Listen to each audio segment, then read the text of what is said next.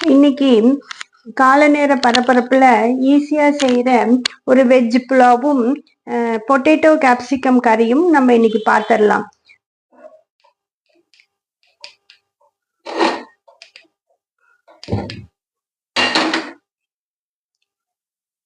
இதுக்கு ஃபர்ஸ்ட் குக்கரை அடுப்புல வச்சுட்டு, இது ரொம்ப ஈஸியான ரெசிபி தான், சிரமமே இல்லை. காலையில லஞ்சு ப்ரிப்பேர் பண்றதுக்கு அட் அ டைம்ல இது ரெண்டையும் 30 மினிட்ஸ்க்குள்ள செஞ்சு முடிச்சிடலாம். இதுக்கு நம்ம ஆயிலும் கீயும் மிக்ஸ் பண்ணி எடுத்துக்கலாம். நான் முதல்ல ஆயில் ஊத்திட்டேன், இப்ப கீ ஊத்துறேன். இது சூடாகட்டும். ரொம்ப ஈஸி இந்த ரெசிபி செய்யறதுக்கு.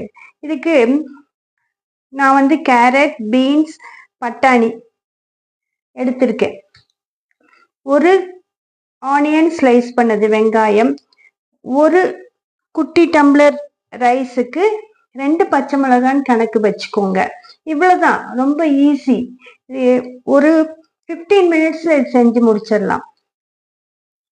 அது கூட ஃபர்ஸ்ட் ஆயில் சூடானோடனே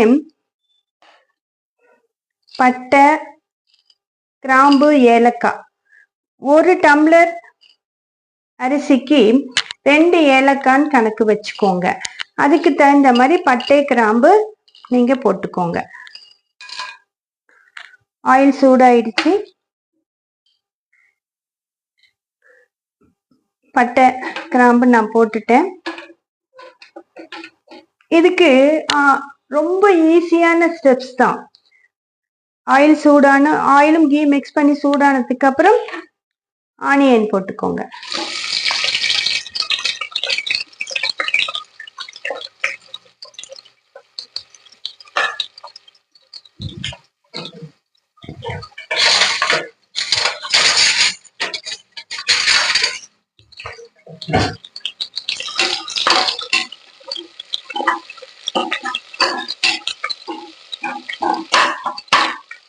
ஆனியன் மட்டும் போதும். நீங்க இதெல்லாம் கட் பண்ணி ரெடி பண்ணி வச்சுக்கிட்டீங்கன்னா குயிக்கா செஞ்சு முடிச்சிடலாம்.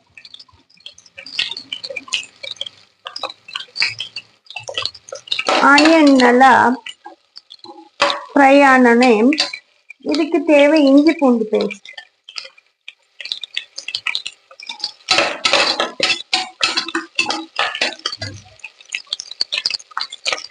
ஒரு ஸ்பூன் போட்டுக்கோங்க.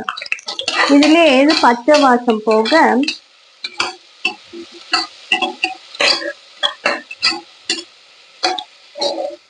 பச்சை மிளகாய், நம்ம கட் பண்ணி வச்சிருக்க வெஜிடபிள்ஸ்,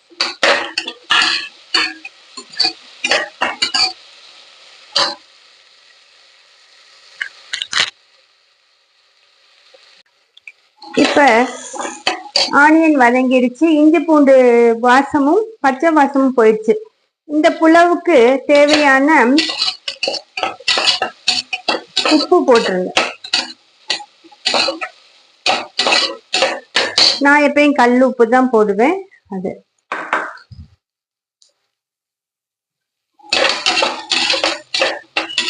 நான் பாசுமதி ரைஸை கழுவி 15 மினிட்ஸ் ஊற வச்சு எந்த அளவு தண்ணி வேண்டுமோ அது வச்சிருக்கேன். பாசுமதி ரைஸுக்கு 1க்கு 1.5 வச்சிங்கன்னா சரியா இருக்கும். ரொம்ப பழசா இருந்துச்சுன்னா நீங்க 1.25 வச்சுக்கோங்க.